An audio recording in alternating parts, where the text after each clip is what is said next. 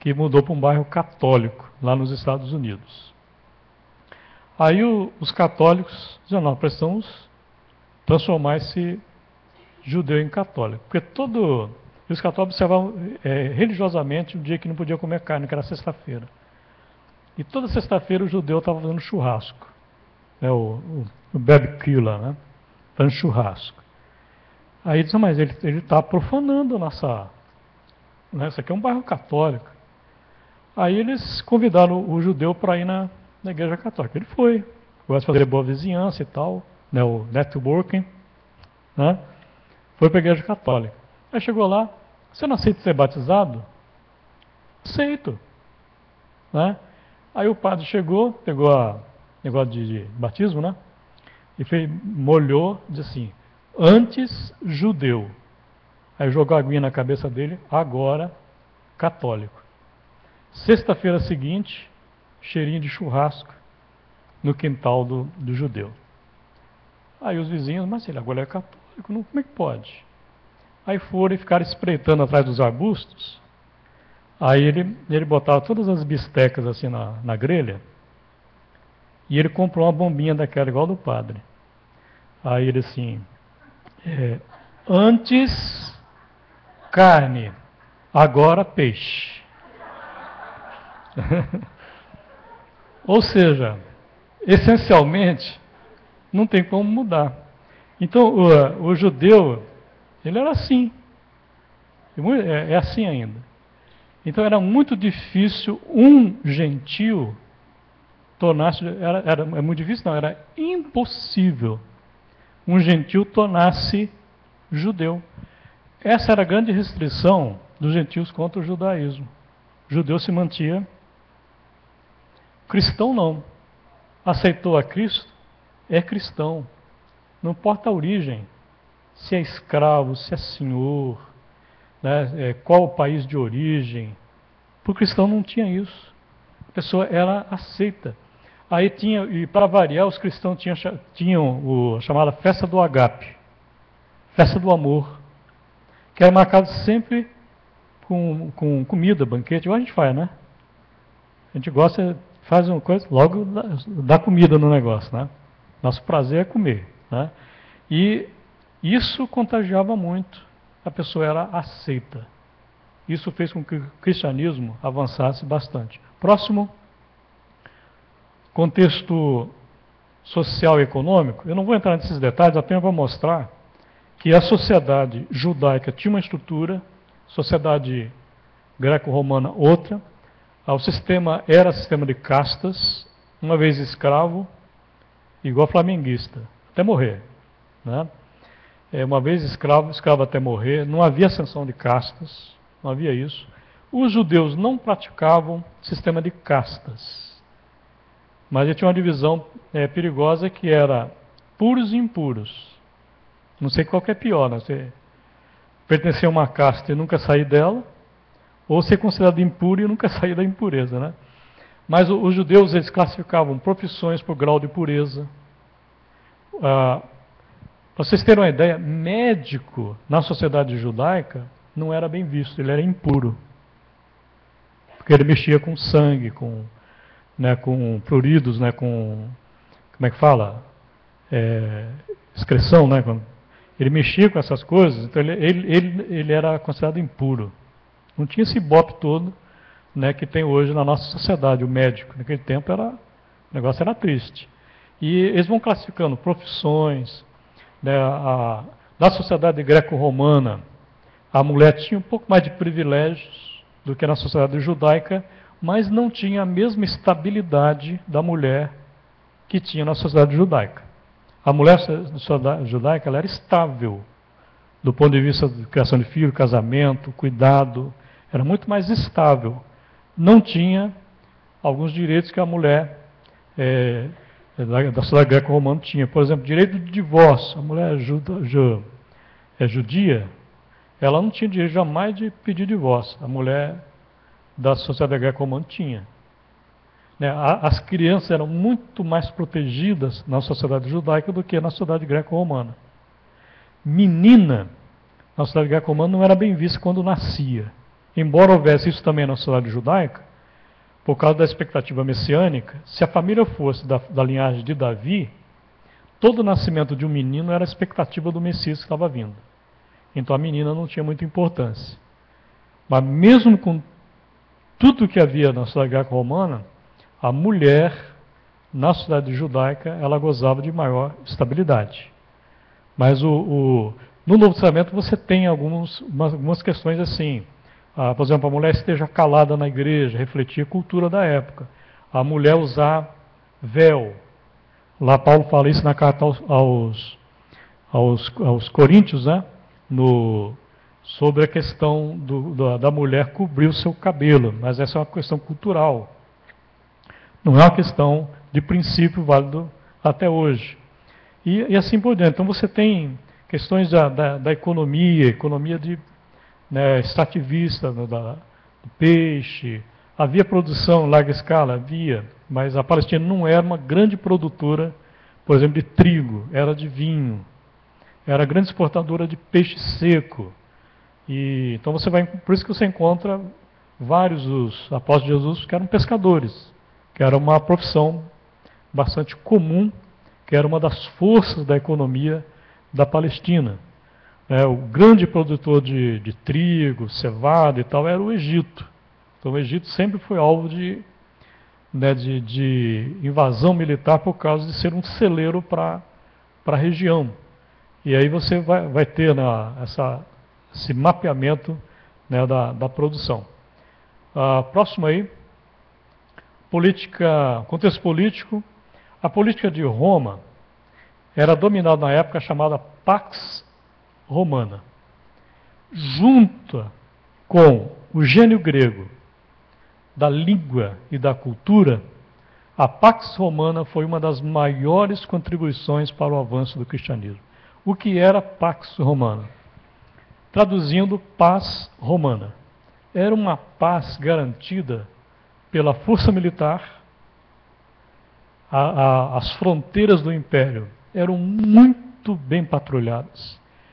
As estradas romanas, estradas que davam acesso às caravanas, à viagem de peregrinos, eram muito bem vigiadas.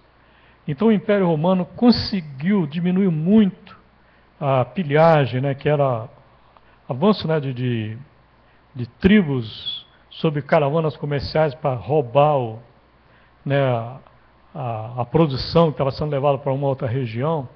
Então o patrulhamento das estradas, das fronteiras, das pequenas cidades, a presença de soldados romanos nas províncias que eram extremamente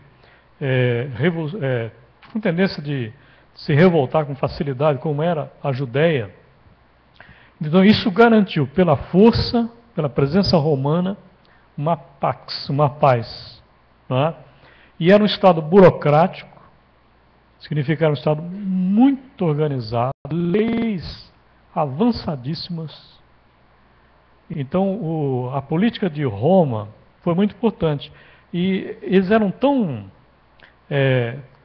profissionais, vamos assim, na burocracia, que as religiões eram classificadas em duas categorias, chamado religio lícita, religiões autorizadas, religio ilícita, religiões não autorizadas.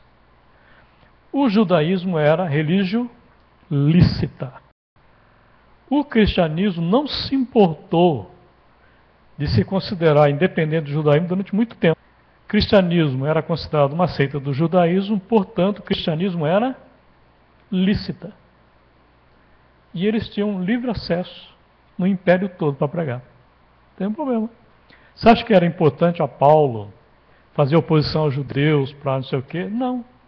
Se vocês olharem no Atos, a tentativa de judeus era sempre levar os cristãos aos tribunais para que houvesse julgamento e do julgamento se tirasse uma jurisprudência. Saindo uma jurisprudência, valia para o império todo. Então, considerando o cristianismo proscrito ou ilícito no local, ele seria ilícito no império todo. E aí criaria um problema para o cristianismo no império todo. Então, os cristãos eram homens de fé, sim. Eram homens que saíam para o Estado pregando, sim. Mas eram gente esperta também, viu? Eles sabiam. E Deus os protegia. Teve um dos julgamentos em Corinto, por exemplo, que os judeus levaram 1 ano e meio esperando um procônsul chegar na região para levar Paulo para julgamento. Aí quando chegou lá, aí o procônsul, de que se trata? Ah, disso. É questão da religião de vocês? Então trate vocês mesmos. Eu não vou julgar a questão de religião. Ou seja, não entrou na... O nome dele era Galho. Aí o judeu chegava, Galho, quebra nosso galho aí. Entra aqui numa acordo aqui. Aí ele não entrou na cidade. Aí o que aconteceu? Morreu o processo, foi arquivado, né? Usando a linguagem atual, né? Apesar que toda essa linguagem, algumas delas, tudo vem lá do direito romano, né? E simplesmente Paulo não foi nem inocentado porque não houve nem julgamento. E o cristianismo pôde ser pregado durante muitos anos por causa desse princípio romano, religio licita, religio ilícita. Okay? A política do judaísmo, aí a gente cai mais lá dentro da Judéia, você tinha um tribunal que julgava as questões, chamado Sinédrio. Sinédrio. Então esse Sinédrio era composto de 70 membros mais um, era liderado pelo sumo sacerdote. E o Sinédrio cuidava de questões apenas civis. Alguém pode informar? Tem hora ali. Nós vamos até 3h15, aí a gente termina, tá bom? Por isso que eu não vou dar intervalo. Como a gente antecipou, era para ser de 14 às 16, a gente antecipou 45 minutos, a gente vai até 3h15, aí a gente termina. Pode ficar tranquilo, tá bom? Não fique tranquilo demais, senão você vai aproveitar os 15 minutos e vai dormir, né? Mas fique atento aí, tá bom? Aí o Sinédrio, ele tratava de questões civis e não tinha poder de dar sentença de morte. O governo romano cassou esse direito do Sinédrio. Tanto é que o Sinédrio, para crucificar Jesus, teve que mandar Jesus para quem? Para Pilatos, que era o representante dos romanos. Pilatos é que daria a sentença, lavou as mãos, né, e foi mesmo que nada, né? Então ele simplesmente entregou Jesus para a morte, mas teve que ter o aval de um representante do Império Romano. Paulo, quando perseguiu os cristãos, ele perseguiu ali na Judéia, mas ele foi também em direção aonde? A Damasco. Mas o Sinédrio tinha poder sobre judeus fora da Palestina? Tinha também. Mas, novamente, ele só tinha jurisdição sobre questões religiosas. Então eles podiam ir prender qualquer judeu que estivesse ferindo preceitos de Moisés em qualquer lugar. Isso era um direito que os romanos davam para os judeus através do Sinédrio. Tá? Mas fora isso, esse é o único tribunal dos judeus, era o Sinédrio. Mas o grande poder mesmo era exercido pelo sumo sacerdote. Ele é quem dominava. Ele era quem dominava, né, o poder religioso e político. Deixa eu ver se tem mais um. Parou aqui. Ok? Então, deixa eu concluir aqui apresentando, né, uma pequena ideia dos livros do Novo Testamento. Isso eu consigo fazer em 15 minutos, tranquilo. Mateus, Evangelho escrito para convencer judeus sobre o messianato de Cristo e a sua descendência de Davi para dar o direito a ele ser rei. Então Mateus apresenta Jesus como rei do povo. Tá? Então é o evangelho que tem maior conteúdo, maior proximidade com o Antigo Testamento.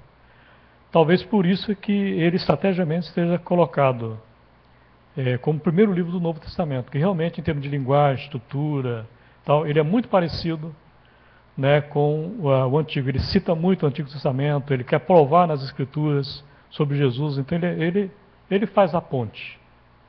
Né? Mateus é muito apropriado. Marcos, que Em cronologia ele foi o primeiro, mas ele é colocado em segundo. Marcos é o evangelho mais dinâmico que tem. A linguagem de Marcos é a linguagem voltada para romanos, e a linguagem dos romanos muito parecida com a nossa latino-americana. Marcos ele é especialista em movimentos rápidos. Jesus é um Jesus que tem pressa no evangelho de Marcos. Parece que está sempre correndo. Muito parecido com a gente, né? Muito parecido com a gente. Mas na verdade é um efeito estilístico em Marcos. Ele se espera muito no chamado tipo do teatro romano, né?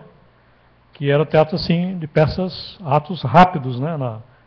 Pelo menos até onde vai o meu conhecimento nessa linha, né?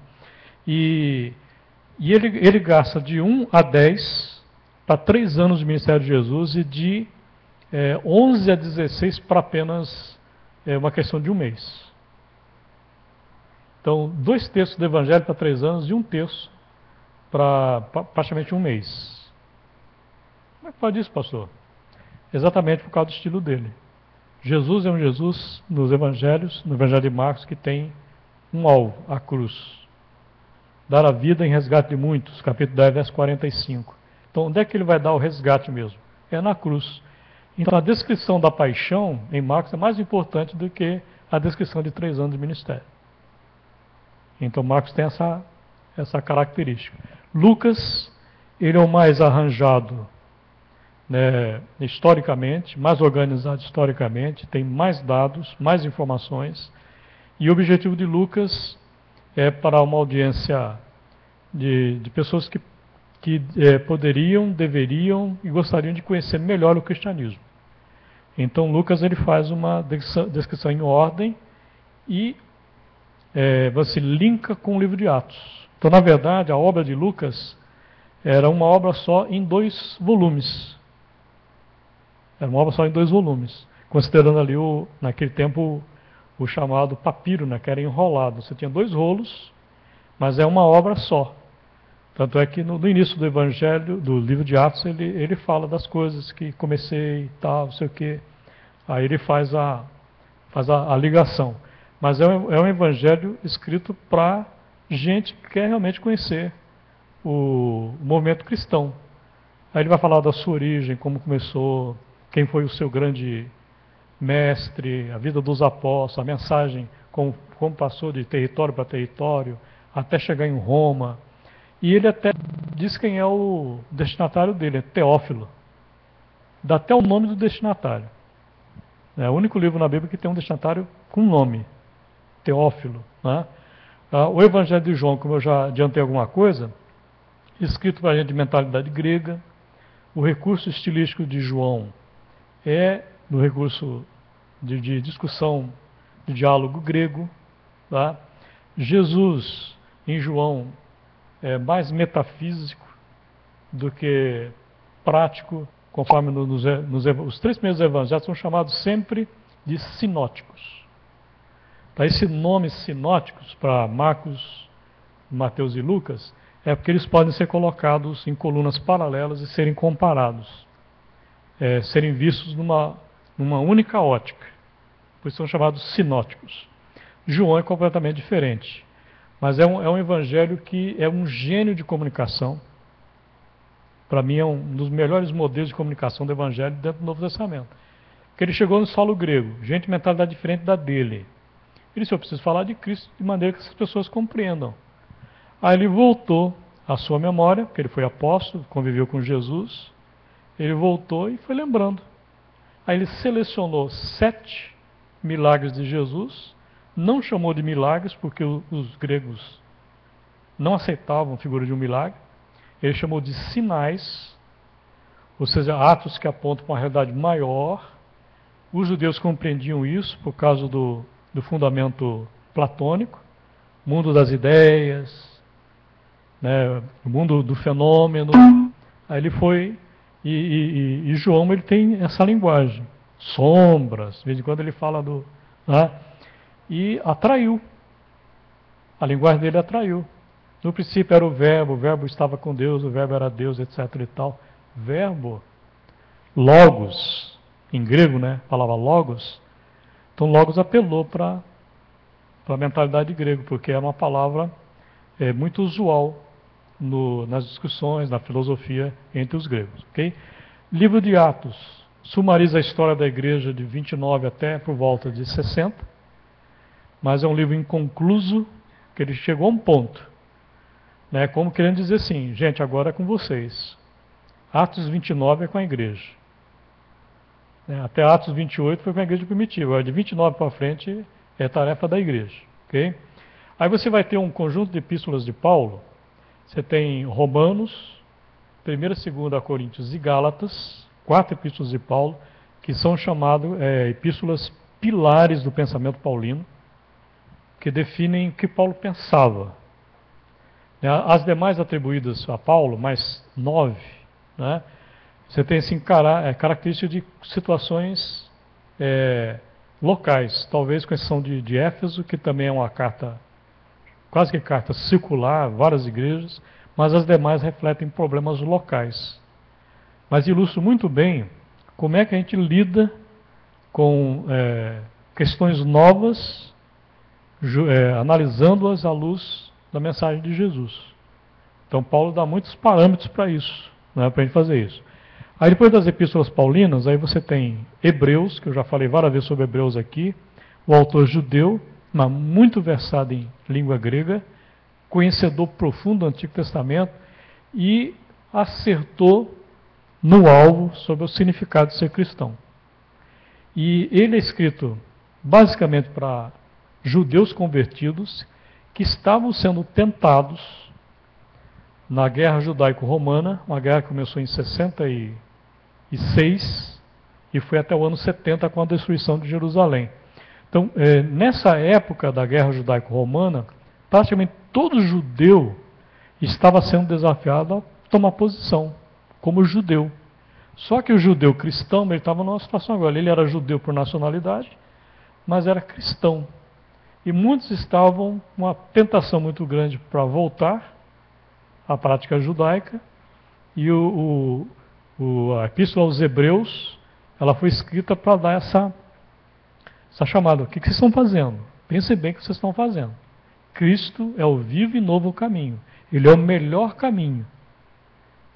Vocês, ao voltar, vocês estão simplesmente regredindo. É uma regressão. Então, Cristo... Aí o que ele teve que fazer? Ele teve que desconstruir religião judaica, templo, sacerdócio. Ele botou tudo no chão e colocou Cristo em cima, pisando. Eu sou o melhor para vocês. Usando aqui uma imagem, é isso que ele fez.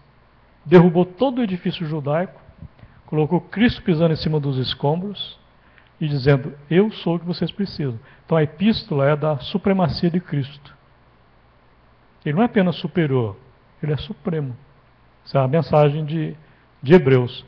Aí você tem Tiago, já falei sobre a epístola de Tiago. Aí você tem 1ª e 2ª Pedro. Uma mensagem para cristãos, os cristãos na diáspora, que era um grande problema também. E diáspora, Pedro usa diáspora para cristão, dizendo qual é a característica do cristão. Cristão, ele está em o estado de passagem. Ele está fazendo uma transição para a pátria celestial. Existem dois termos usados para os cristãos em Pedro, que é paróikos, né, e os católicos tiraram a palavra paróquia. Né? Paróikos, vizinho, traduzido como vizinho. Paróikos e parepidemos, estrangeiro. Estrangeiro. Vizinho e estrangeiro.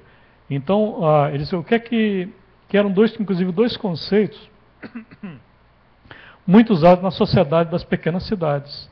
Quando você chegava numa pequena cidade, você era paróikos, era um vizinho.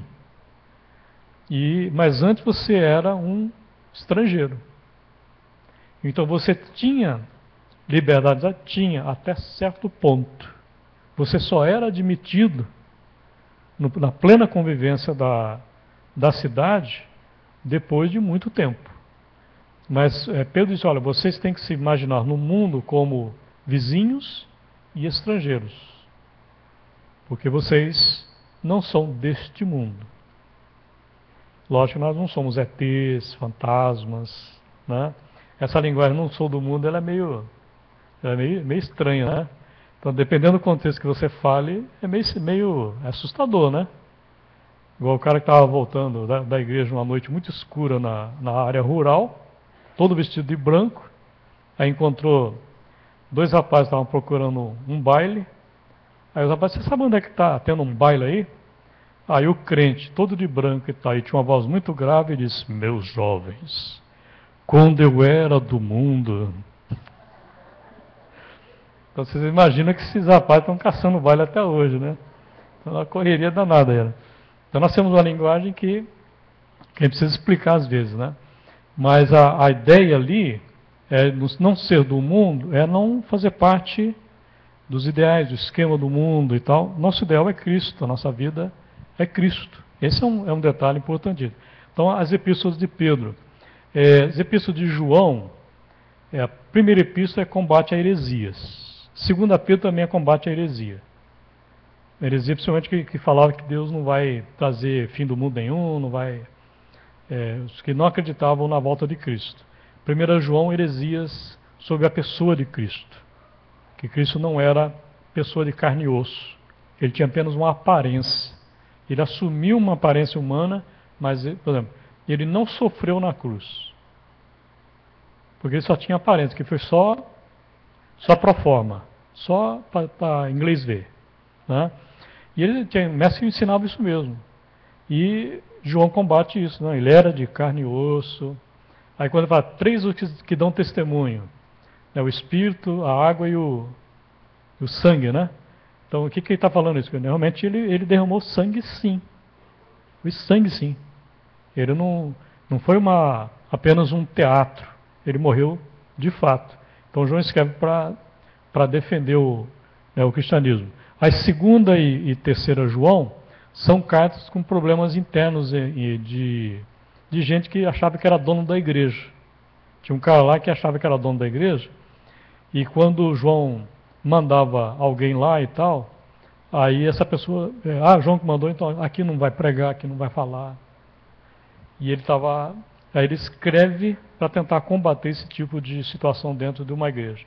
Judas, parente de 2 Pedro, também combate heresias. E o Apocalipse é um livro que descreve primeiramente a situação dos cristãos no final do primeiro século e diz para eles qual era a promessa de Deus daí para frente. E para nós hoje se torna um livro importantíssimo de estudo sobre a escatologia.